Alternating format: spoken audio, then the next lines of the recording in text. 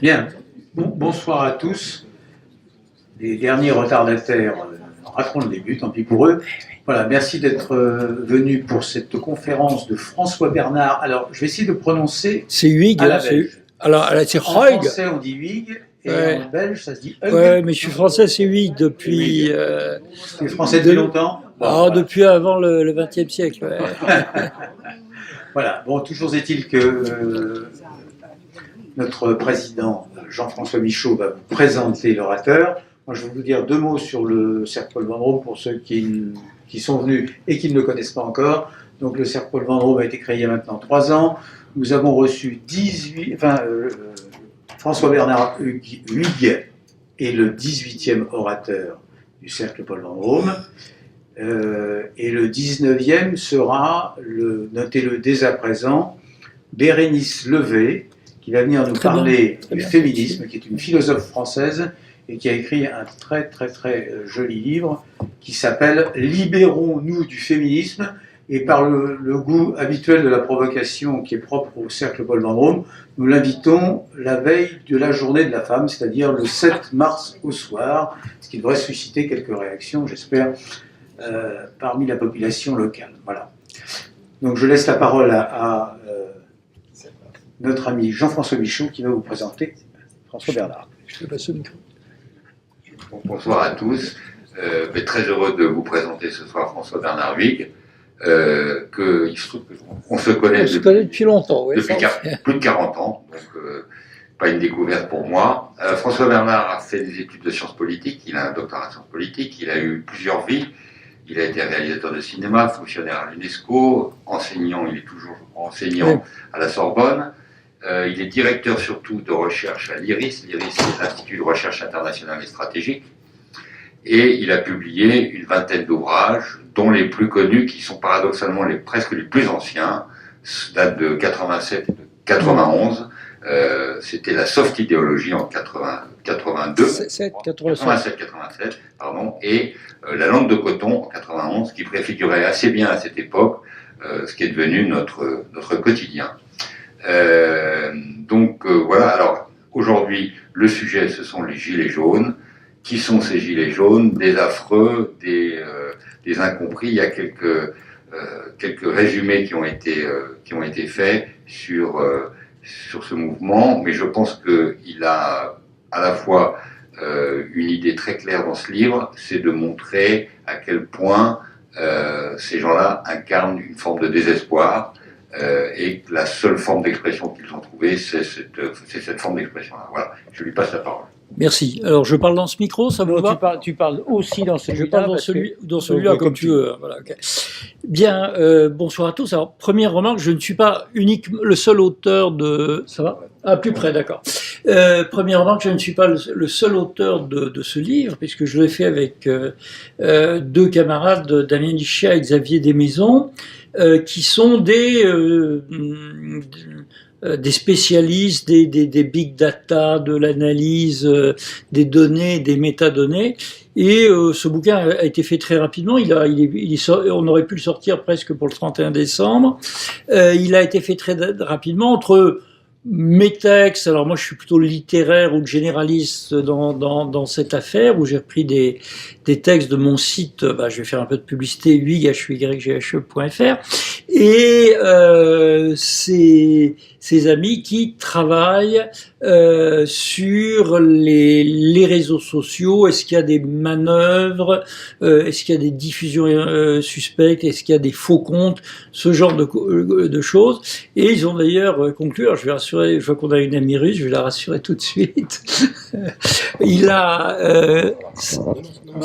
non, c'est pour le live, ok. On a conclu d'une étude que la légende tendant à attribuer la montée du mouvement des Gilets jaunes sur Facebook et sur les réseaux sociaux à des manœuvres des trolls russes était parfaitement imaginaire, comme d'habitude. Bon, alors, Donc ce livre est parti comme ça, et il est sorti surtout d'une surprise devant ce mouvement. Alors soyons honnêtes, auquel j'ai participé. Je fais les manifestations, je me fais gazer comme les petits camarades, quoi. Je m'y suis intéressé pour deux raisons, parce que bon, vous avez vu ma gueule, comment je suis habillé, je suis vraiment un bobo caricatural du 6e arrondissement, social traître à ma classe, et par ailleurs, quand je ne suis pas dans mon 6e de bobo d'intello, je vis dans un tout petit village de Charente, un ancien village ouvrier qui a tout pris, quoi, où tout a fermé, où les gens ont plus d'espoir, et voilà, donc la France qui bloque les carrefours, et la France qui va symboliquement aux Champs-Élysées.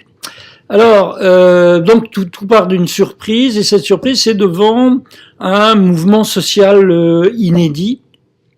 Personne n'a compris. On peut pas comparer, c'est l'anti-mai 68, on peut pas comparer 1848 à n'importe quoi. C'est un mouvement social inédit, d'abord parce que personne ne l'a précédé. Il n'y avait pas des intellos de la Sorbonne ou de Normale pour préparer ça. Il n'y avait pas des syndicats, il n'y avait pas des textes. C'est parti spontanément par une vidéo d'une brave dame sur Facebook. Ça ne correspond absolument pas un schéma classique, sans mettre bien mes copains marxistes d'ailleurs. C'est pas détenteur des moyens de production contre force de production. C'est un mouvement où il y a pas forcément les plus pauvres, pas forcément ceux qui sont le plus au chômage. Il y a des retraités, il y a des ouvriers, il y a quelques paysans, pas beaucoup, il y a des petits patrons, il y a des artisans, et tout ce monde fraternise dans un mouvement d'un type nouveau, et où on a vu se révéler des fractures. Alors il y a des sociologues qui ont expliqué que c'était, on reviendra là-dessus, la France périphérique, hein, celle qui est éloignée des grands centres, où on prend l'avion, où on envoie ses enfants chez Erasmus, où le centre est gentrifié par des gens comme moi. Et voilà, c'est une France périphérique contre une France centrale. Mais l'expression la plus extraordinaire, c'est je sais plus quel député qui a dit ça, c'est ceux qui ont de l'espoir contre ceux qui n'ont pas d'espoir. C'est très très clair. Si vous êtes dans le centre-ville, ou alors il y a une troisième France des banlieues, on en parlera aussi, finalement vous pouvez vous dire que vous pouvez changer de boulot, vous avez des chances de vous loger, vous pouvez vous intéresser à, vous avez toutes sortes de services, etc.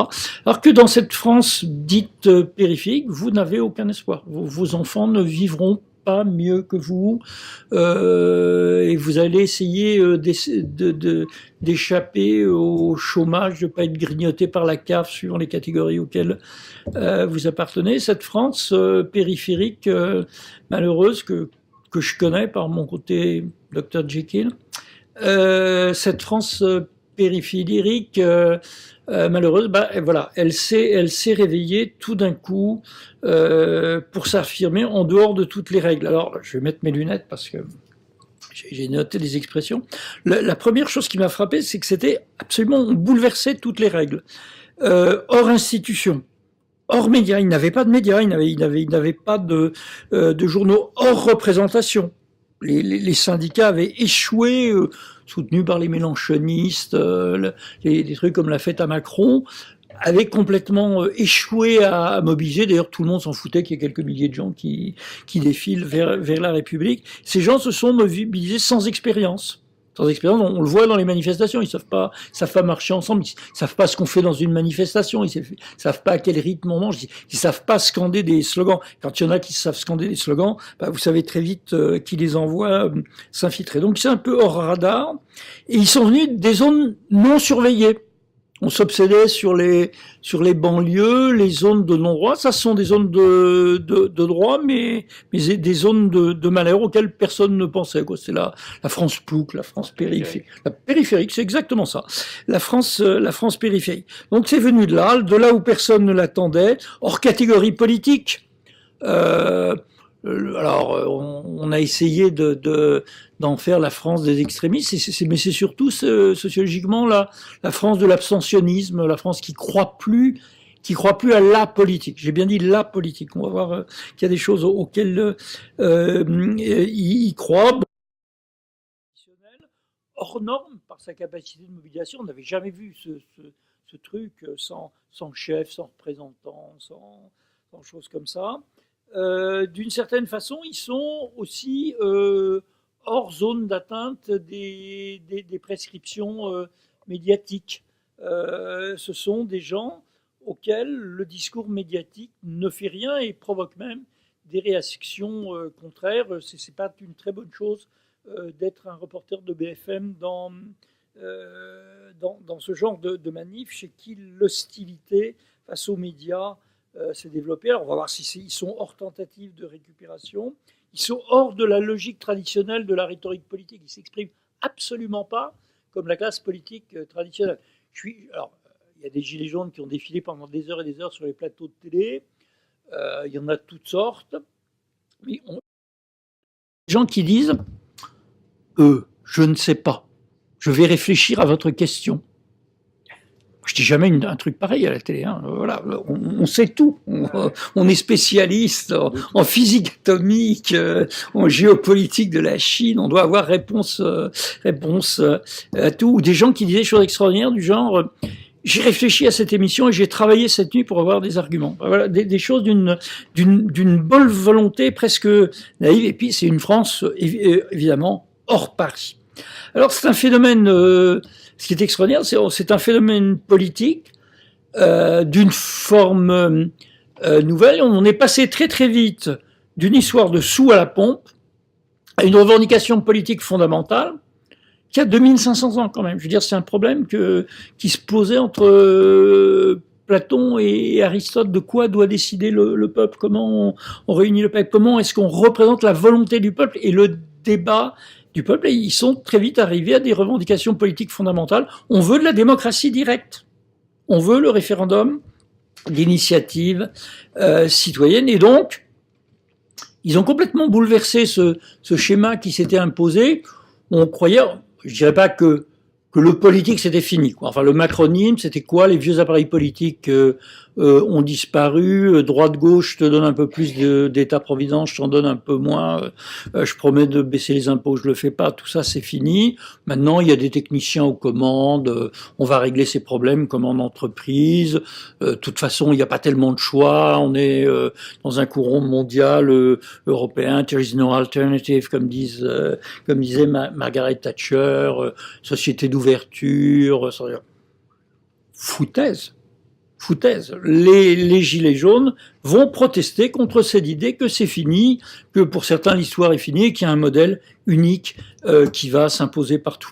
En plus, c'est pas vrai que le modèle unique s'impose partout. Il y a quelques milliards de gens qui sont pas libéraux. Il y a les Russes, il y a les Chinois, il y a les Indiens. Enfin, on pourrait en parler. Et puis très vite, ce qui m'a frappé, c'est que ce phénomène et c'est très vite placé sur le plan de l'idéologie. Il y a eux et nous, et eux, ils ont le pouvoir intellectuel, le pouvoir symbolique. Ils s'expriment sur BFM, ils disent tous la même chose. Ils nous montrent. Donc ça s'est très vite placé sur ce plan de ces valeurs et de ce discours, d'une ligne de fracture étonnante. Et puis, ce qui m'a frappé aussi, pour finir la liste de mes étonnements, c'était le caractère médiologique. Alors, médiologique, c'est un nom très prétentieux. C'est la discipline dans laquelle je travaille avec Régis Debray, qui essaie de voir le rapport entre nos modes de croyance, sur quoi nous nous réunissons ensemble, les moyens techniques et humains qu'on utilise comme ça. Bon, en ce moment, je suis en train d'essayer de vous convaincre, mais nous faisons ça dans le cadre c'est pas un meeting dans la rue, nous sommes dans une salle de conférence d'hôtel, j'utilise un micro, il y a de la vidéo, qu'est-ce que ça va changer à ma façon d'exprimer et à votre façon de recevoir mon message. Et on a vu très vite, chez ces gilets jaunes dont beaucoup aiment souligner le faible quotient intellectuel, il y a Gaspard Ganzer qui va être candidat qui a dit que si on les recrutait sur QI, il n'y en aurait pas beaucoup qui passeraient l'examen. C'est d'un mépris abominable. En plus, c'est faux, je crois pas du tout que c'est des gens très intelligents. Ça prouve un mépris de classe abominable. Et si on veut faire empirer les choses, il faut tenir ce genre de propos. Donc, ces gilets jaunes qui sont pas si sots, on a vu très très vite comment ils s'emparaient des réseaux sociaux pour se mobiliser et pour avoir un discours complètement différent de celui des médias. Alors, ce phénomène des gilets jaunes, il a évolué extraordinairement vite. Enfin, extraordinairement vite, on est à 3 mois. Hein, on est en 14e semaine. La prochaine manif, c'est la 15e. Donc ces gens vont aller pour la 15e fois en payant le plein, les trucs d'autoroute, le sandwich, en laissant la famille. Donc ce mouvement, il a évolué quand même assez extraordinairement vite. Alors on est parti, comme dit l'autre, d'une base matérielle. J'y arrive plus. J'ai trop de taxes.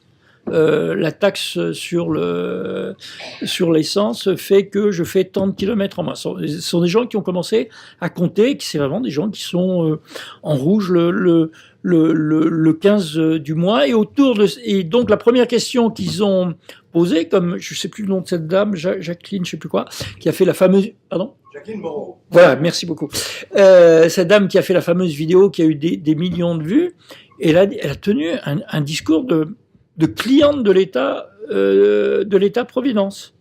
Qu'est-ce que vous faites du pognon, monsieur Macron? C'est-à-dire, voilà, vous nous asphyxiez de taxes, il y a 422 taxes en France, hein, quelque chose comme ça.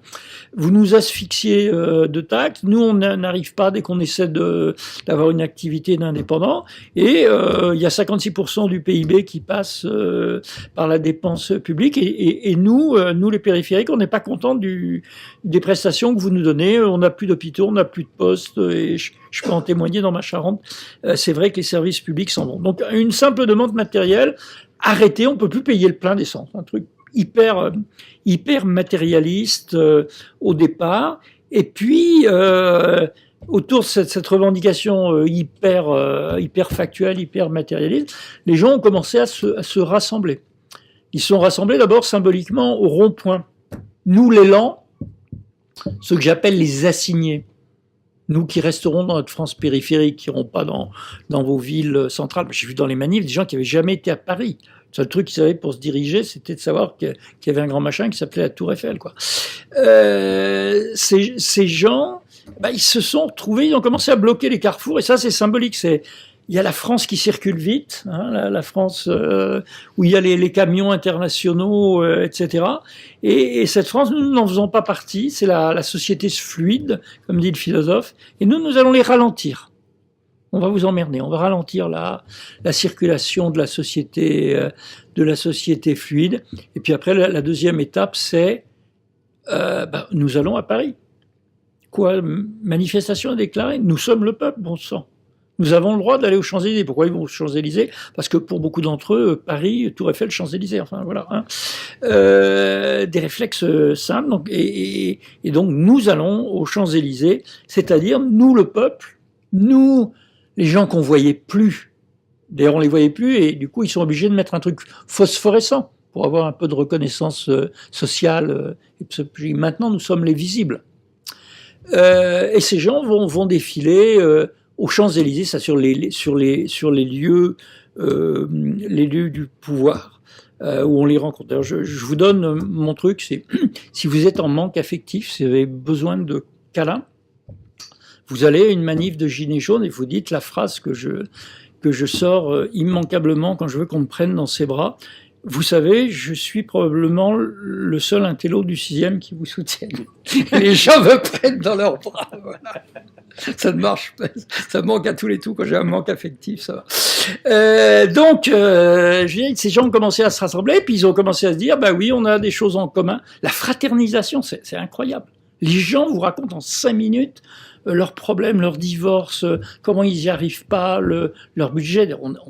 nous, les Français, on est très très pudiques. On se raconte jamais nos histoires d'argent, le sexe peut-être, mais pas l'argent.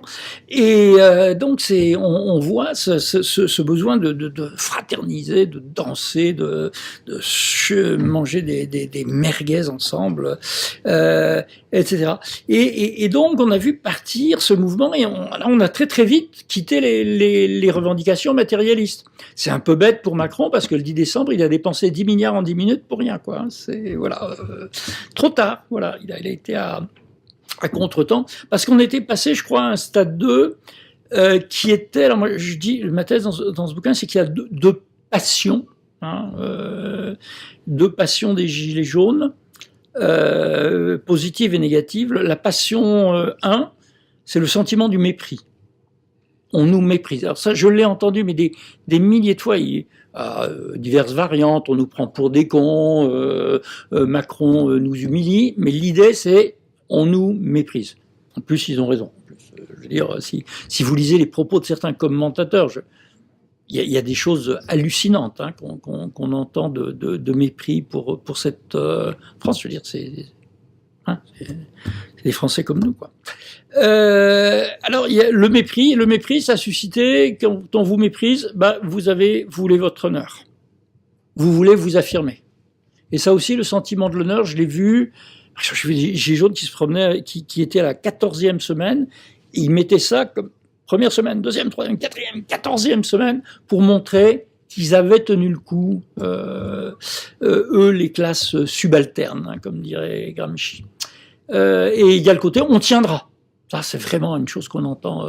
Nous ne céderons pas. Non molleremo, comme diraient les Italiens. On ne cédera pas.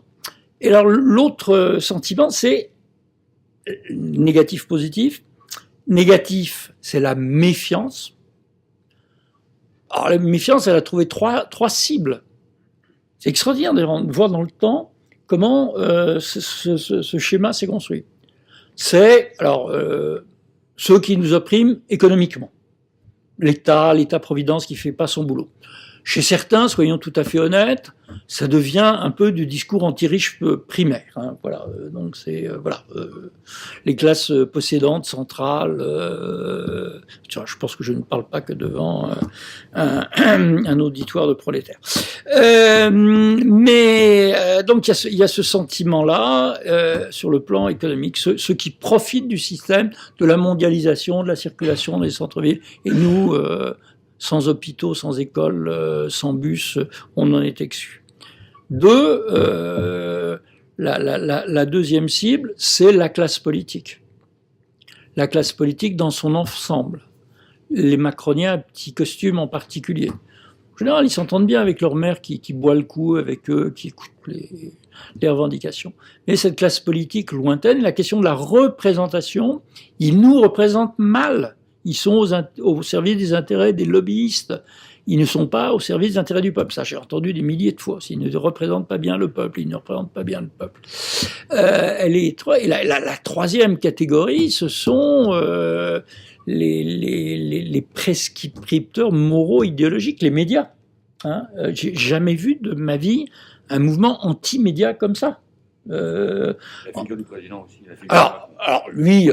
J'en parle même pas tellement, il symbolise tout ça, puisqu'il est à la fois celui qui a une cuillère dorée toute sa vie, qui a été à la banque, etc. Il est le super technocrate qui a profité du système en cherchant un terme non grossier, en trompant le système. Et troisièmement, il est le grand communicant. Hein, il est le grand communicant qui a séduit les médias, à qui les hebdomadaires ont fait des couvertures, etc. Alors, le fait, évidemment, on est rentré dans un cycle de l'humiliation, de la vengeance avec les fameuses petites phrases. Alors, en toute honnêteté, je n'arrive pas à comprendre ce phénomène. Je n'arrive pas à comprendre cet homme. C'est-à-dire, je me demande si c'est... Alors, est-ce qu'il y a une stratégie de la provocation ? Est-ce qu'il a ce que j'appellerais le complexe de Caligula ? Vous savez, Caligula, c'était cet empereur qui prenait son plaisir à humilier ses sénateurs. Ramper à quatre pattes, aller vous battre dans l'arène avec les gladiateurs. Est-ce que c'est quelqu'un qui cherche à à voir jusqu'où il peut aller dans la provocation, lui qui n'a jamais perdu. Au fond, l'homme le plus intelligent s'est pris l'événement le plus bête dans la figure comme un râteau. L'événement le plus bête, c'est que les gens ont besoin de pouvoir d'achat, de dignité, enfin des trucs qu'on savait depuis quelques siècles quand même. Donc oui, alors il y a cette hostilité, elle s'est tout de suite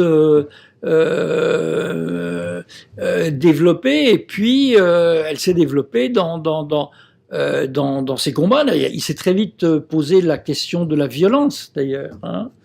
On pourra en parler dans la question. Ce mouvement a été à la fois diabolisé, réprimé. Je veux dire réprimé. On parle de milliers d'arrestations. On parle de 19 yeux crevés.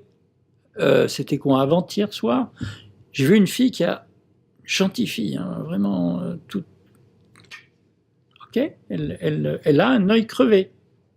La vie de cette fille est foutue. Elle sortait et une petite jupe. Je veux dire, c'était pas une dangereuse agitatrice. Elle s'est pris un flashball tiré dans la figure. Donc cette question, la violence, elle s'est très vite développée. Elle a un peu perverti ce mouvement de ces tas de braves gens primo-manifestants qui savaient pas qu'on pouvait se faire gazer dans une manif et qui passent leur temps à dire mais nous sommes les gentils, nous sommes le peuple, nous sommes pacifiques, pourquoi est-ce qu'on nous tape dessus, hein? Il y a cette grande incompréhension. Alors on va pas nier la réalité, évidemment il y a des violences dans les manifestations, j'en ai vu. Alors je crois que c'est un peu le principe de carnaval, là. C'est-à-dire chacun vient avec faire sa petite transgression.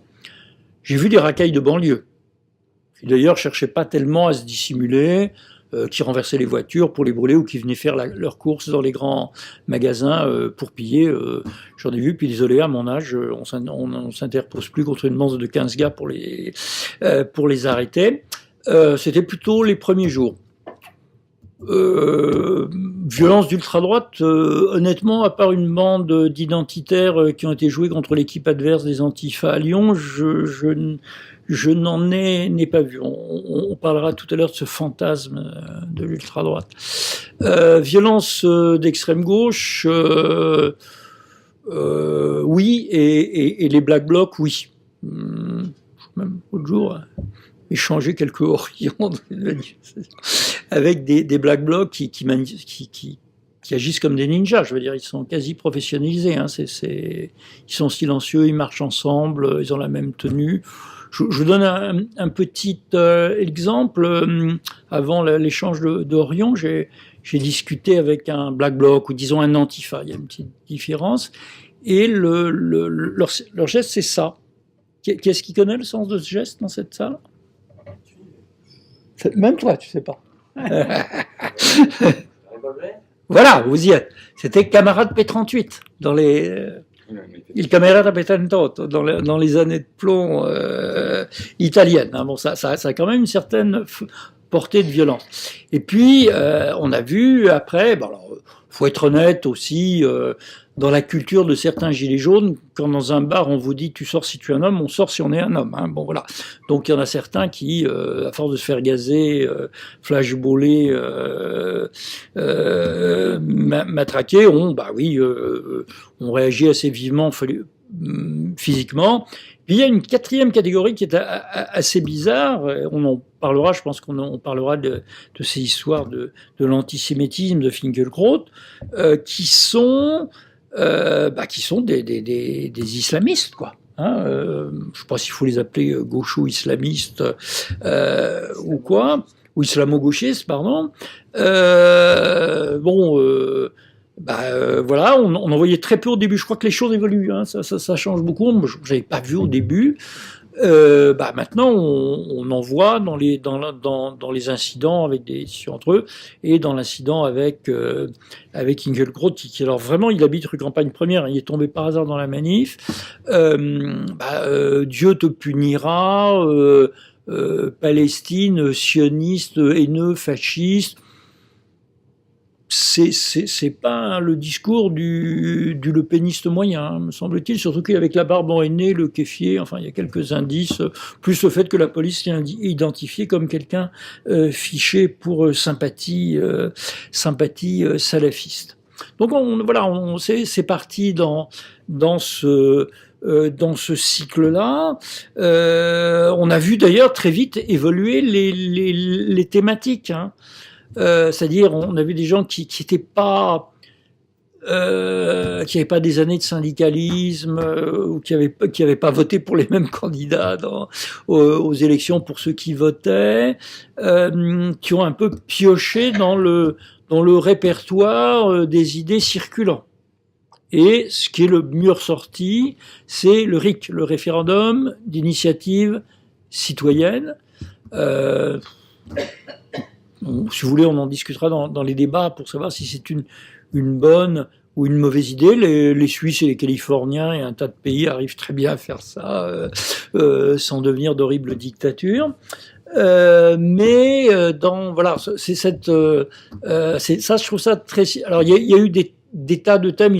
On a pioché. Il y a dans la culture de droite, dans la culture de gauche. Il y en a qui étaient contre le pacte de Marrakech. Il y en a qui reprenaient quasiment des points du programme de la France insoumise, parce que c'est des gens qui n'ont pas d'intellectuel organique pour les guider, qui n'ont pas de culture politique pour la plupart, même si on a de très très très intelligents.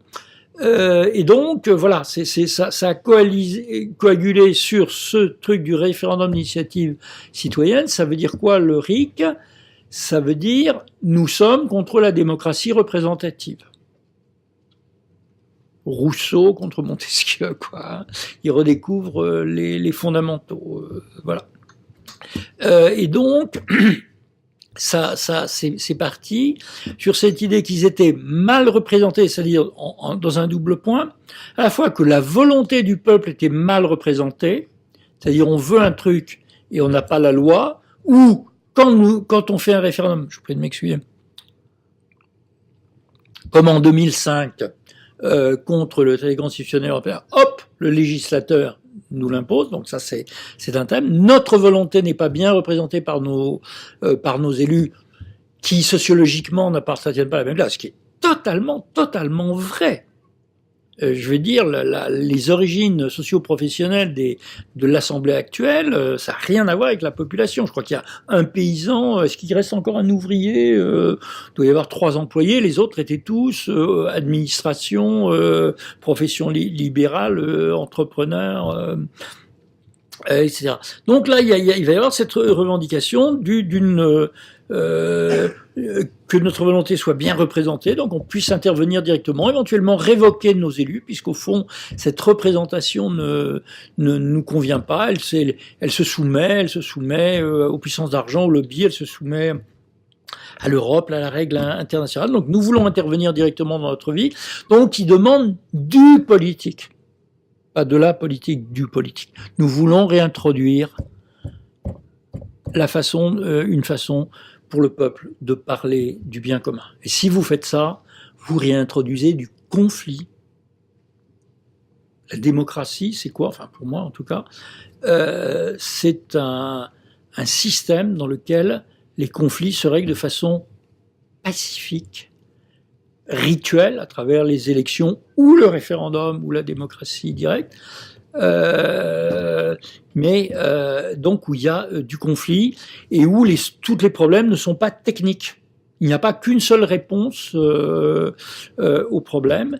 Il y a, comme disait Aristote, il faut que les citoyens décident du vraisemblable et du souhaitable, et non pas de normes internationales imposées. Donc on voit ce mouvement, cette évolution s'est considérablement développée. On est rentré largement dans le symbolique, et le mouvement ne s'épuise pas là-dessus, malgré 2 facteurs qui l'usent.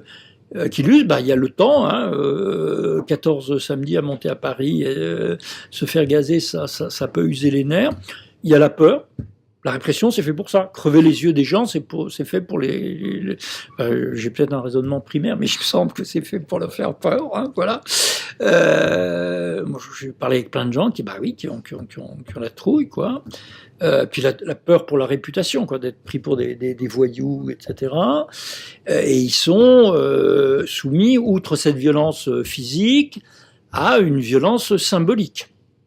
Cette violence symbolique, elle est partie sur plusieurs thèmes, et là c'est intéressant de voir la stratégie qui a été développée par le gouvernement et on va dire les progressistes, hein, puisque c'est les progressistes contre les populistes sont les termes qui sont employés. Cette stratégie, ça a été premièrement diabolisation. Ce sont des nazis, quoi. Hein, chemise brune sous gilet jaune, Castaner disant il y a des milliers de casseurs qui vont monter à Paris pour casser, pour tuer. On délire, quoi. J'ai entendu des propos hallucinants. Donc, ils sont infiltrés par le Front National, etc. Donc, il y a eu cette... alors là, c'est reparti avec l'antisémitisme. Hein. L'occasion était trop belle. Et donc, il y a une diabolisation idéologique où, quand on les traite pas de nazis, c'est extrémiste des deux bords, où en réalité, en allant manifester de façon interdite, en questionnant la représentation nationale, voire en demandant le référendum d'initiative citoyenne, ils sont en réalité contre les valeurs de la République. Elles servent beaucoup, ces valeurs de la République, comme argument pour vous faire taire. Donc il y a eu cette dramatisation symbolique, accompagnée d'une deuxième manœuvre assez habile, je dois dire, de Macron, qui est de dire une méthode d'entreprise, quoi. Il y a un malaise chez mes cadres, et les gars, on fait une séance de brainstorming et on discute et on va trouver on va repartir d'un nouvel élan. Vraiment des méthodes de l'entreprise, donc on va faire un grand débat, machin, etc. Occasion pour lui de faire un numéro de télévangéliste à la prostate d'acier, en parlant pendant des heures sans aller faire pipi, et en ayant réponse à toutes les questions. Moi, j'admire beaucoup la performance, surtout sur le premier point. Et l'idée derrière tout ça, c'est il y a les méchants qui sont contre les valeurs de la République, puis il y a les gentils qui viennent débattre. Regardez l'opportunité historique qu'on vous donne, c'est fantastique, c'est le cahier des doléances, c'est voilà. Et bien entendu, derrière tout ça, il y a l'idée de l'éparpillement, parce qu'il y a ceux qui vont aller au grand débat, puis ceux qui vont discuter les conditions du grand débat, puis ceux qui vont dire qu'il ne faut pas aller au grand débat, puis ceux qui vont critiquer, etc. De la même façon, il y a ceux qui vont présenter des listes européennes, puis ceux qui critiquent ceux qui présentent les listes européennes. En plus, ce mouvement est hyper démocratique. Hyper démocratique, je veux dire, quoi par là? Que ces gens qui avaient jamais fait de politique avant, ils savent pas ce que c'est qu'un programme, d'avoir des intellos pour mettre vos trucs en forme. Il manque d'intellectuels organiques, je suis pas candidat au titre. Hein. Mais il y a la méfiance qui touche la représentation nationale, les puissants, les riches et les journalistes. Cette méfiance, elle atteint toutes les têtes qui dépassent. Donc il y a un problème effectivement de hiérarchie, soit parce que ça devient Madame Levavasseur, vous voyez qui est Madame Levavasseur, c'est la fille rouquine qui s'est fait sortir de la manifestation l'autre jour, parce que, elle se laisse un peu entraîner, elle passe à la télé, c'est pas mal, on lui offre un salaire sur BFM, Bernard Tapie, qui est un grand honnête homme, va la voir pour la soutenir moralement quand même, hein, je veux dire. Voilà, alors cette dame, elle se laisse entraîner là-dessus, et il y a un petit côté qui t'a fait roi, hein, qui t'a permis de parler en notre nom, ou ces gens, plus simplement, qui allaient à Matignon, qui se faisaient engueuler parce qu'ils avaient parlé avec l'ennemi, ou qu'ils apparaissaient à la télé. Donc là, il y a un peu un inconvénient de ce mouvement hyper démocratique de la démocratie directe, accentué par un autre facteur, qui est que les médias sélectionnent plutôt les pires. Ça, je dis pas que c'est un complot, mais les pires font le buzz. C'est-à-dire les gars qui croient comment il s'appelle, monsieur, je sais pas. Alençon, vous savez tout, monsieur Bravo. C'est que celui qui croit qu'il faut prendre le général de Villiers pour le général Boulanger et qu'il y a des milliers de paramilitaires qui vont monter sur Paris quand on leur a abattu dans un attentat. À Marseille, on appelle ça un kéké, hein, les gars qui racontent des stupidités devant le pastis, comme ça, devient une super vedette. J'ajoute un dernier élément qui est très frappant. Comme avant ça, j'ai fait un livre sur les fake news. Il y a un rapport on parle plus, les gens parlent pas du même monde. Hein. Les gens des plateaux de BFM, et les gens des réseaux sociaux, des Facebook en particulier, où se retrouvent les gilets jaunes, connaissent pas le même monde. Ils n'ont pas la même vision du traité de Marrakech ou du traité d'Aix-la-Chapelle. Alors, il faut être tout à fait honnête. Il y a des sacrés tarés parmi les gilets jaunes. Il y a des légendes urbaines délirantes qui se répandent. Il y a une dame belge qui a été tuée. Il y a des policiers étrangers. Les tanks utilisent je ne sais pas quel gaz. C'est un phénomène normal. Je veux dire, en 1789, pendant la Révolution, les gens racontaient qu'il y avait des troupes étrangères qui massacraient et que les nobles, etc. Ça provoquait d'ailleurs des centaines de morts. Je veux pas dire que c'est excusable, mais quand vous n'avez pas de moyens, vous n'avez pas de formation, vous mettez une foule surexcitée. Faut pas vous attendre à ce que les choses soient vérifiées scientifiquement. Il y a des rumeurs qui partent. Hein. Surtout quand vous êtes dans une foule qui croit pas un mot de ce que lui racontent les médias, donc ça favorise les rumeurs, pardon. Mais ce qui est fascinant de l'autre côté, c'est les fausses nouvelles de l'en haut qui ont été répandues. Du genre, alors comme je suis devant la caméra, je vais certainement pas faire ce geste, Madame Mouchou, qui est la rapporteuse de la loi sur les fake news, enfin contre les fake news, qui j'ai eu le plaisir de faire quelques rounds, on va dire.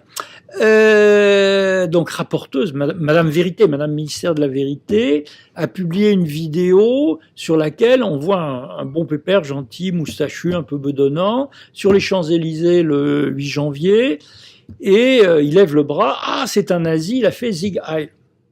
Ben non, pas de chance. Si on écoute la bande son, on entend que le gentil Pépé disait Ave Macron et qui se référait à René Goscinny et non à Adolf Hitler. Ça fait une petite différence. Bon. Voilà. Je peux vous citer j'en ai, bon, comme je travaille le sujet, des dizaines d'exemples de fakes d'État ou de suspicions. Alors, l'épouvantail idéologique va encore, tenez, je vous donne un exemple. La question de l'antisémitisme. Je nie absolument pas que les gars qui sont accrochés Finkielkraut sont des antisémites avérés, connus, etc. Là n'est pas la question. Enfin, je veux dire, ils l'attaquaient pas en tant que sionistes pour des raisons politiques, en l'aimant en tant qu'homme juif. Hein. Faut pas délirer. Mais par exemple, quand il y a une expression Jude en allemand, la peinture jaune, comme sur les photos de la nuit de cristal, qui est peinte sur un magasin de bagels, devant lequel passent les gilets jaunes, on dit aussitôt, mais voilà, c'est la nuit de cristal, c'est les années 30, etc. Alors que cette inscription, de l'aveu même du propriétaire, avait été peinte par un inconnu total la veille. Il n'avait certainement rien à voir avec les gilets jaunes. Donc, vous voyez, la bataille pour la représentativité, pour les symboles et pour la rue, et pour la représentation, elle va se doubler d'une bataille pour énoncer la vérité.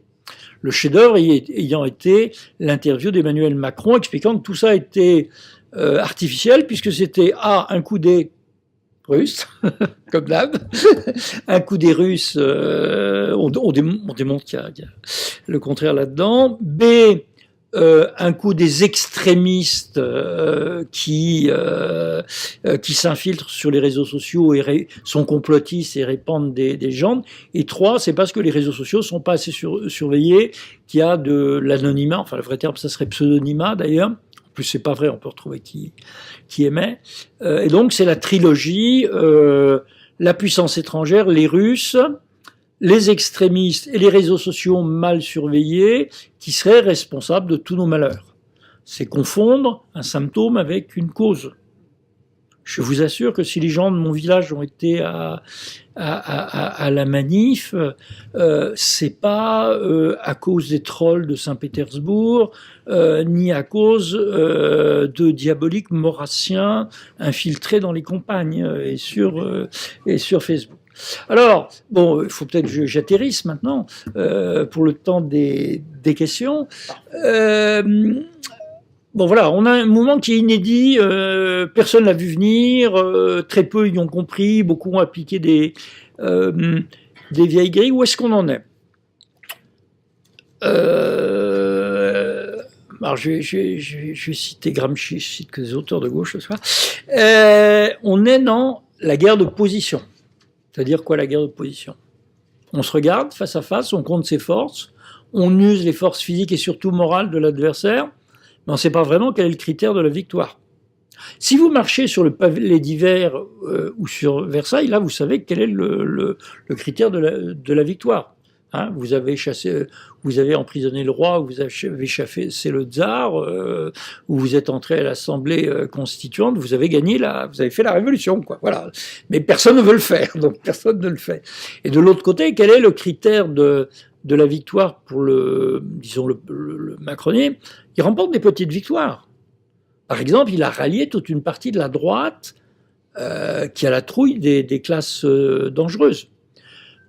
Une partie, l'électorat de Macron, c'est le bloc bourgeois, une bourgeoisie bobo, diplômée, qui voyage, libertaire, ce plan culturel, puis aussi une bourgeoisie plus traditionnelle, qui avait souvent voté Macron, mais enfin, qui avait souvent voté Fillon, mais qui s'est dit qu'après tout, il était sérieux, ça allait être comme dans l'entreprise, on allait baisser les impôts, il y aurait de l'ordre, et puis c'était un jeune homme qui avait une cravate, qui était bien propre, voilà. Et qui avait été un peu choqué par les rappeurs de l'Élysée ou les images de Pointe-à-Pitre avec les deux dealers. Cette bourgeoisie-là, elle se rallie très nettement. Je l'invente pas, hein, on le voit dans la sociologie. Donc il a remporté des petites victoires, mais c'est quoi la victoire pour lui? C'est que user ce mouvement avec le thème de l'antisémitisme. Ça a marché 2 jours et boum, il y a le râteau Benalla qui est remonté dans la figure. Oui, pour lui non plus, il n'y a pas de vue. Et puis, je veux dire, j'ai calculé qu'il a encore 170 samedis devant lui. Est-ce qu'il va se faire huer pendant 170 samedis, à supposer que les Gilets jaunes arrêtent vers le 45e ou le 100e d'aller manifester, ou qu'ils aient tous l'œil crevé, ou qu'ils soient tous au trou, que sais-je. Donc là, il y a un problème de guerre d'usure. Alors, voilà, quand vous avez un front comme ça, asymétrique, où tout le monde attend l'autre, n'avance pas beaucoup, qu'est-ce qui peut débloquer ? Est-ce que ça peut être à l'occasion des élections européennes? Peut-être, j'y crois pas trop, parce que depuis qu'il y a des élections européennes, ça fait le bouleversement politique, puis il se passe rien le lendemain.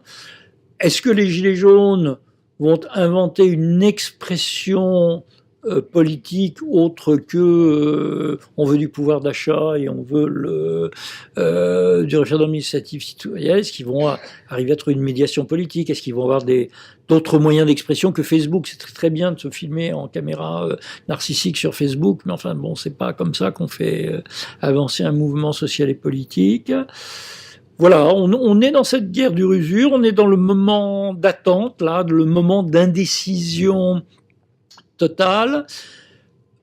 D'où viendra la victoire? Du côté des Gilets jaunes, s'ils sont capables, effectivement, alors de trouver des représentants, d'accepter le principe qu'il faut des chefs quand même de temps en temps, et pas forcément le plus folklorique.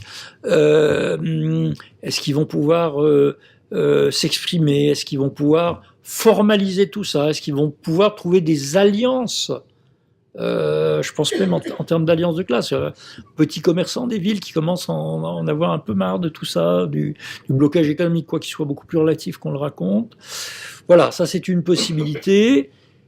Est-ce que le macronisme, dont je crois qu'il a un plafond sociologique vers les 28-29% pour des raisons sociologiques évidentes, peut avancer uniquement sur la division de ses adversaires, c'est-à-dire le fait que la gauche est complètement éclatée en 6 tendances, etc., et que la droite, il y a un courant souverainiste qui va se partager déjà en 3, etc. Bon, c'est vrai qu'avoir beaucoup d'adversaires divisés dont plus aucun ne prétend être un parti de gouvernement, ça aide sacrément à créer du chaos. Voilà, je pense qu'on est dans cette situation.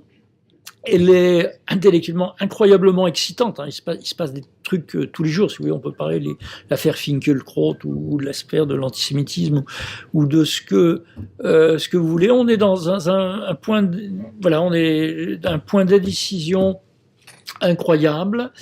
Mais voilà, enfin, ça ne va pas s'arrêter. Là, je veux dire, même si on arrête toutes les manifs, ça a touché à des choses tellement profondes sur le point social, personnel, psychologique, collectif, symbolique, idéologique, que, alors là, on voulait le monde nouveau, ben là, il va commencer le monde nouveau, voilà. Merci François Bernard. Donc des questions avec la règle habituelle, plutôt des questions que des discours, et relativement courts. Voilà. Deux messieurs là. Alors une question très courte simplement, est-ce que vous pourriez nous commenter le passage des Italiens, Di Maio, Castaldo, etc., pour les rencontrer? Est-ce que le mouvement 5 étoiles pourrait être une inspiration? Alors, d'abord, pardon, c'est celui-là, excusez-moi. Il faut voir ce que c'est que le mouvement Cinque Stelle. On nous l'a décrit comme un mouvement d'extrême gauche, qui serait le pendant de la Ligue. C'est totalement faux. Le mouvement 5 étoiles, c'est très différent des Gilets jaunes d'une certaine façon. C'est né de Beppe Grillo, qui est un grand orateur comme ça, qui organisait une sorte de show, de meeting contre les pourris, contre ceux d'en haut, avec un talent d'ailleurs assez incontestable. Ça s'est implanté dans le sud, et c'est un mouvement qui avait pas du tout les médiations traditionnelles. Il y avait pas des permanences, des cartes qu'on payait. Il s'est beaucoup fait sur Internet. Et c'était un peu un mouvement, alors, populiste. Qu'est-ce que j'entends par populiste? Je ne crois pas qu'il y ait une idéologie populiste, je crois, comme dit Alain de Benoît, qu'il y a un moment populiste. C'est-à-dire un moment où les gens pensent, moi je suis en bas, moi je suis en haut. C'est très simple comme critère, le moment populiste. Alors, le Cinque Stelle, donc, il y a eu un peu une compétition entre Salvini et Di Maio pour faire des bons mots sur Macron. Il y en a eu des drôles, hein. Salvini, Macron n'est plus notre problème à cause des Francesi, Macron n'est plus notre problème, c'est celui des Français. Il sort des tas de vannes sur Twitter comme ça. Il y a un peu la compétition entre les deux. Alors, c'est tentant pour Di Maio dire, voilà, sont nos petits frères français. D'autant plus que le Gilet jaune, il reprit un tas d'endroits, y compris à Bruxelles d'ailleurs, hein, il y a un tas d'endroits où il y a des mouvements populaires, comme il y a des mouvements qui ont imité Occupy Wall Street, c'est vague, c'est sympa. Et c'est une affaire de corne-gidouille, je sais plus comment on dit. Je veux dire, il a été rencontré, alors en plus, il n'a pas choisi le plus malin, hein, pour le rencontrer, il a rencontré des gens pendant que Macron parlait de la lèpre populiste, excusez-moi, comme en comparaison de gravité. Bon, alors, il me semble que le gouvernement est parti dans une stratégie orientée européenne, où on va expliquer que c'est l'union des extrémistes qui va envahir l'Europe, les Orbans, tout ça. Il y a une provoque, quoi. Il y a une provocation. On rappelle l'ambassadeur. Puis quand même, on a quelques intérêts avec l'Italie. Moi, j'ai travaillé en Italie comme délégué culturel. Et puis voilà, voilà, il y a eu beaucoup de commedia dell'arte, mais beaucoup plus du côté de Macron que du côté de Di Maio. Alors, il fait des grandes déclarations, camarades français, non molate, etc. Cinéma. Autre question.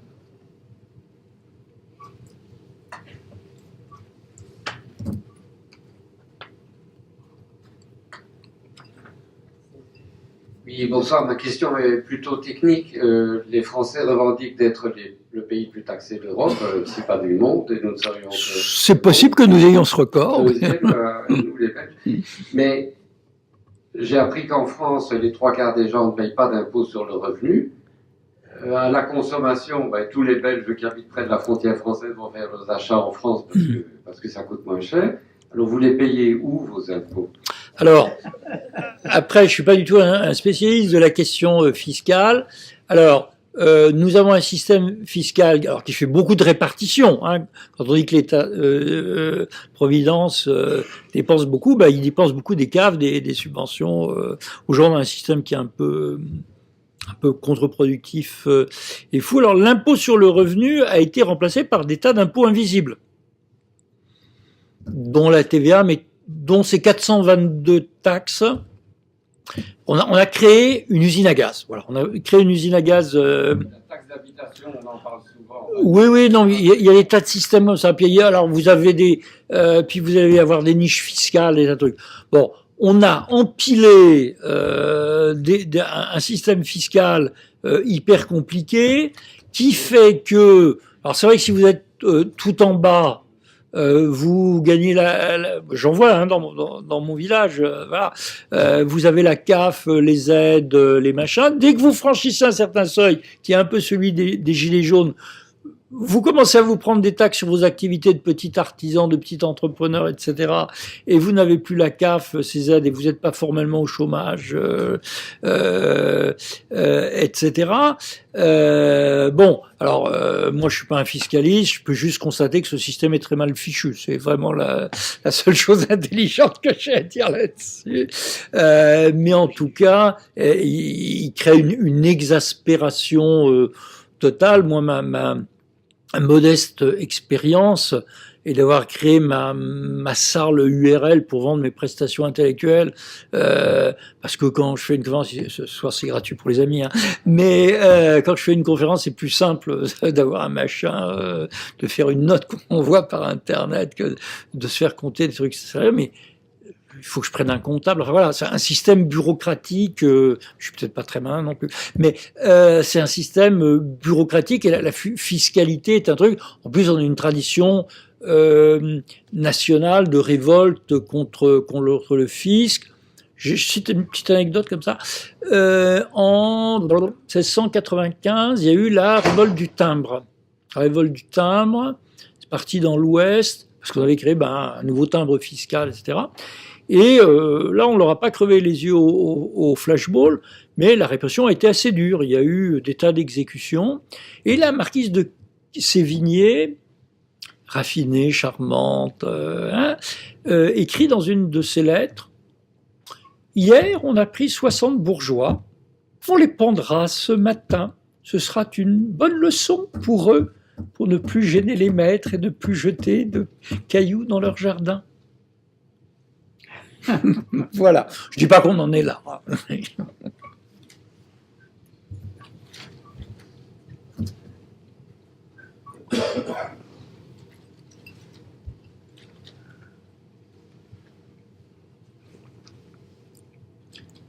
Ouais.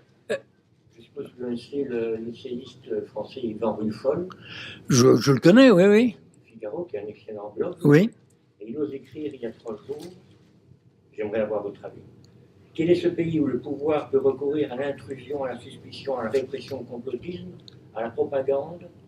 Cette régression démocratique ne s'observe, ça va être un peu direct, ni dans la Hongrie d'Orban, ni dans l'Italie de Salvini, ni dans aucune des nations populistes dénoncées par Macron. Qu'en pensez-vous? Alors, il est certain que j'adorerais peut-être pas être dans l'opposition en Hongrie, encore que j'ai vu des journaux d'opposition assez francs. Très honnêtement, allez, même en laissant de côté la répression policière, enfin, je veux dire, on parle quand même de milliers de gens arrêtés, hein, des condamnations assez lourdes, des choses comme ça. Enfin, ils sont condamnés. Mais en dehors de ça, on est en train d'adopter la loi fake news. Je peux vous la commenter en détail, qui me paraît liberticide. On passe des accords avec Facebook pour censurer les réseaux sociaux, appelons les choses par leur nom. Il va y avoir une loi contre l'anonymat. Il y a la loi anti-casseurs qui permet d'interdire de manifestations. Alors c'est ce que j'appelle le système auto-lib-lib, autoritaire, libéral, libertaire. Voilà. Je dis pas que c'est le fascisme, hein, j'emploie peu ce terme. Mais on est dans... Le système est à la fois libéral économiquement, premier de cordée, libertaire sur le plan des mœurs, de la féminisme, etc. Mais il devient autoritaire et par son discours de criminalisation... est-ce qu'on va nous recoller une loi pour réprimer les propos de haine et trucs comme ça? Pardon, pour moi, ce sont des lois liberticides. Oui, j'aurais deux questions à vous poser. La première, effectivement, il me semble que ce mouvement des Gilets jaunes est un mouvement d'une grande médiocrité politique, puisque en fait, on voit essentiellement des revendications de pouvoir d'achat, mais pas de critique du régime proprement dit, du libéralisme, hein, qui effectivement, on confond les causes et les effets. Ça fait une première question. Qu'est-ce que vous pensez que réellement c'est un mouvement politique? Deuxièmement, est-ce que on constate, enfin, je suis français, j'ai mes neveux à Paris et qui participent à certaines manifestations des Gilets jaunes, et ils ont pu constater effectivement, comme vous l'indiquiez, que les Black Blocs sont extrêmement organisés. Alors ça, on peut en parler, oui. Et qu'ils cassent, ils agressent effectivement toutes les personnes qui peuvent être de droite ou d'extrême droite, et ceci avec la plus grande complicité de la police qui ne les arrête pas, alors qu'ils sont parfaitement identifiés. C'est eux effectivement qui cassent, qui saccagent, etc. Il y a eu un exemple il n'y a pas très longtemps où on voit un individu qui... oui, le canard enchaîné l'a suivi. Voilà.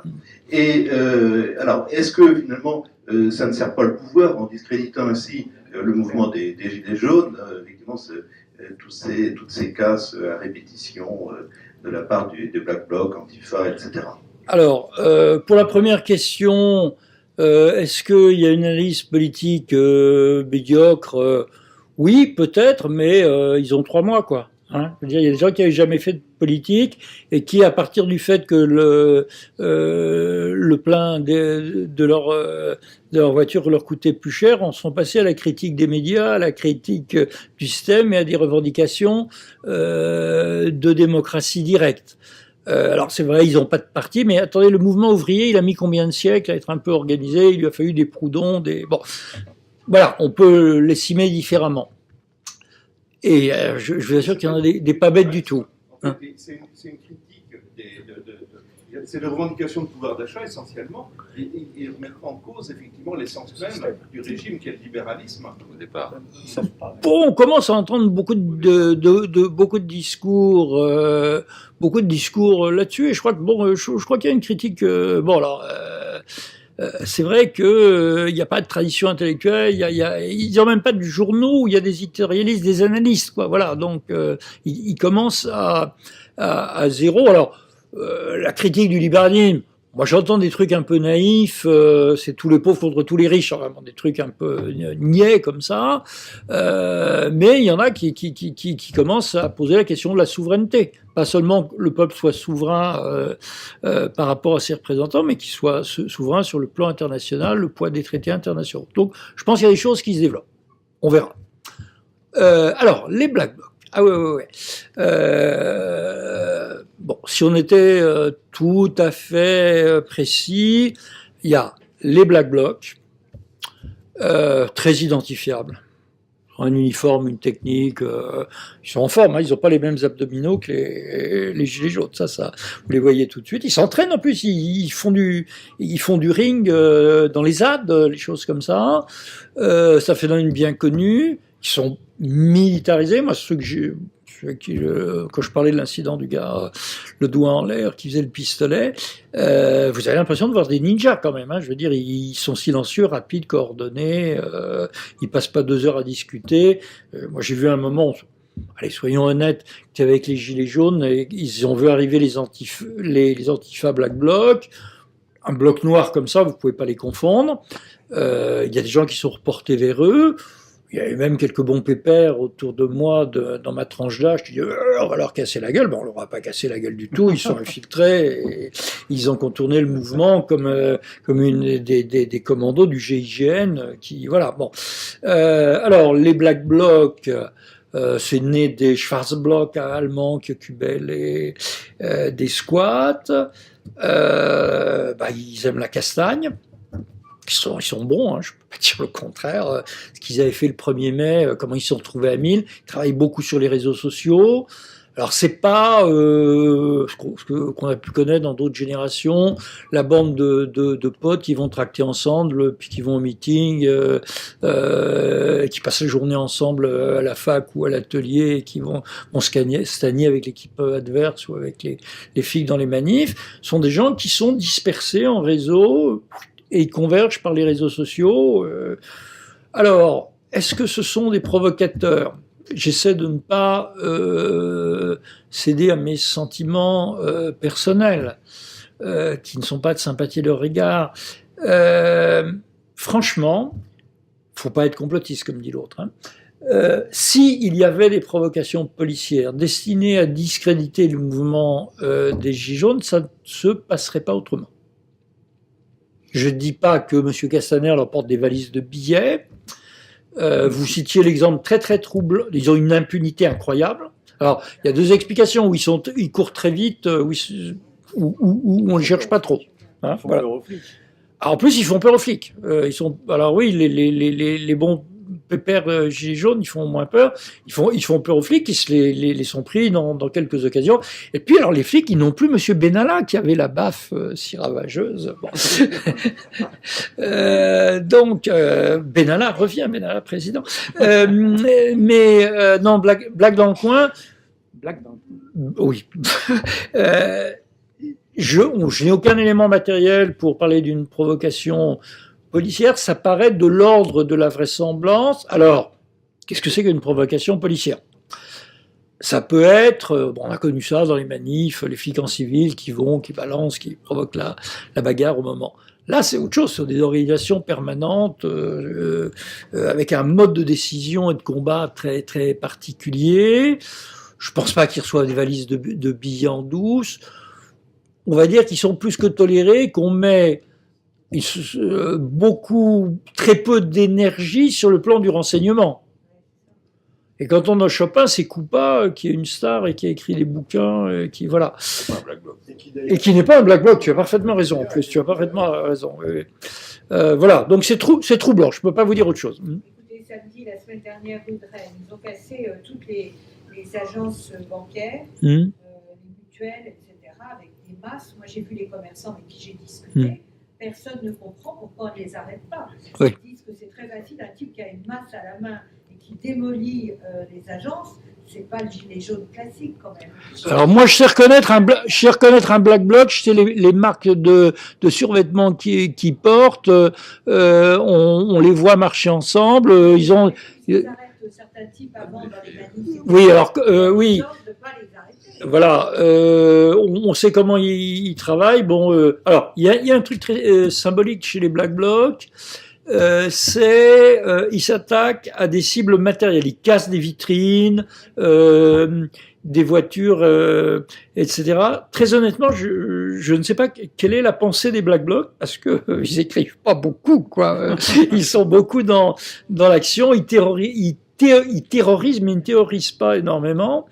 Alors on est on peut en parler un peu dans la continuité des autonomes, des Indiens métropolitains, des trucs qu'on a connus autrefois. Mais pour en revenir à la question qui préoccupe tout le monde, sans être paranoïaque, c'est vrai que la faible efficacité de la police pose de très très grosses questions. Alors après, comment dirais-je? Il bénéficie aussi de quasi-complicité médiatique. Je vous donne un exemple. La manif où j'étais, j'ai vu les gars forcer. On a dit qu'on a évacué Rodriguez, le gilet jaune, qui a eu l'œil crevé, qui est un peu grande gueule, mais sympa grande gueule, voilà. Les médias se sont moins intéressés au fait que ce groupe vraisemblablement armés, agissant comme des ninjas, et pu s'infiltrer. Et on dit, ah, mais non, on n'avait pas sorti Rodriguez. Monsieur Boulouk, c'est le gars qui, quand il voit le drapeau de la Picardie, dit que ce sont des gens d'extrême droite. Vous voyez qui c'est? Voilà. A dit, non, ce sont des fakes d'extrême droite, ils n'ont pas du tout attaqué Rodriguez. Enfin bon, pourquoi ils sont tous précipités? Voilà. C'est, je veux dire, la façon dont ils sont couverts est très troublante, oui. Pas de culture, c'est vrai qu'il n'y a pas de culture des deux côtés. Hein. Chez les énarques macroniens, il y a pas vraiment de culture historique, ou du moins il y a un enfermement dans leur bulle de certitude économique et autres qui est un peu effarante. Alors, je vais pas vous dire qu'il y a de la culture chez les Gilets jaunes, hein, ils sont très sympas, mais voilà. Il n'y a pas de culture historique parce que cette culture, elle était fournie soit par les hussards noirs de la République, soit effectivement par le PC qui formait des gens, et en plus il y a un facteur, alors outre que l'éducation nationale leur donne pas ça, ce sont sociologiquement, ce sont pas les classes les plus diplômées, il y a beaucoup de moins bac, hein, ou de bac juste dans les, c'est un fait, hein. Et par ailleurs, ce sont en plus, il y a un autre phénomène aggravant là-dedans, qui est la rupture avec les médias. C'est-à-dire, je sais que j'en pense pas beaucoup de bien des mass médias classiques, mais on voit chez les Gilets jaunes le fait que tout ce qui vient d'en haut, la parole d'en haut et la parole des éditorialistes en particulier, est forcément un mensonge. Bon, ils n'ont pas lu Chomsky, mais ils sont plus que chomskistes dans leur méfiance. Alors c'est vrai que ça donne pas une culture. Mais une fois encore, voilà, entre les premières révoltes ouvrières et les intellectuels organiques du PC, il y a eu des décennies de travail et de formation. Alors, bon, en plus, on est dans un pays en France où il n'y a aucune culture économique, donc c'est moi le premier. D'ailleurs, je suis mieux en économie. Mais voilà, tous ces éléments. S'ajoute l'exemple de l'ISF, je crois que c'est vraiment une revendication symbolique, hein. C'est vraiment bon, je suis très en dessous de ceux qui le paient, hein, donc je parle de façon décontractée. Il y a à côté, voilà, Macron a donné aux riches, il faut le punir. Bon, son rétablissement créait probablement un chaos abominable débat, mais peu importe. Là, je crois qu'on est vraiment dans le symbolique. Alors, personne ne rentre dans le chiffrage, hein, ça c'est clair. Mais voilà, ils ont 3 mois, quoi. Madame. Bon, étant journaliste moi-même, je ne comprends pas pourquoi vous dites. Enfin, qu'est-ce qui justifie que c'est une telle haine des médias? Parce que moi, je trouve que les chaînes d'infos, si vous preniez, je regardais beaucoup BFM, CNews ou LCI, ils ont fait les Gilets jaunes. Quand vous avez des plateaux, combien de thèmes ont été consacrés aux Gilets jaunes? Combien d'heures il y avait du direct tous les week-ends, du matin, de la veille? Jamais on a couvert un événement de cette manière. Donc pourquoi, en fait, ils invitent sans arrêt des Gilets jaunes sur les plateaux? Comment vous expliquez que cette détestation des médias? Alors, je crois qu'il y a plusieurs éléments là-dedans. C'est vrai qu'il y a eu énormément de Gilets jaunes. Et ça, c'est ce que j'appelle le phénomène « je t'aime, moi non plus ». C'est-à-dire que les médias veulent de l'événement, ils veulent du spectacle, surtout les chaînes d'information en live. Qu'est-ce que vous en pensez, la manif? Est-ce que vous pensez qu'il va y avoir des blessés? Est-ce qu'il y a des extrémistes? Est-ce que vous voyez des extrémistes? Voilà, il y a un petit machin comme ça. Monsieur Boulouk, ah oui, je vois un extrémiste.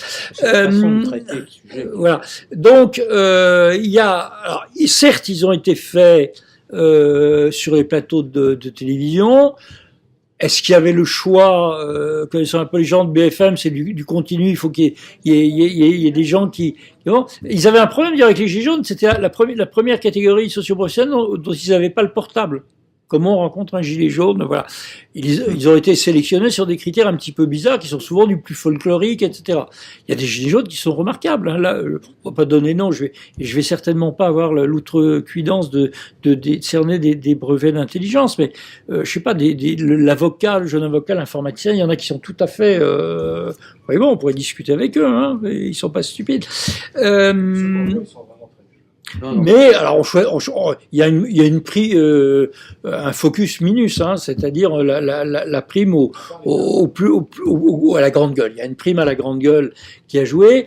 L'autre élément qui a joué dans cette détestation des médias, c'est il faut alors, une critique du montage. Les Gilets jaunes demandent de l'image brute sûre dont on peut pas douter, etc. Et sur leur chaîne, sur des trucs comme ça, ce qui a fait la concurrence, le succès de RT, c'est qu'ils ont fait du continu pas monté, pas les 4 images de violence qui tournent en rond de BFM pendant que vous parlez. Donc ça a joué. Et puis il y a le ton de certains éditorialistes qui a été au-delà de l'odieux, quoi. Il y a vraiment des...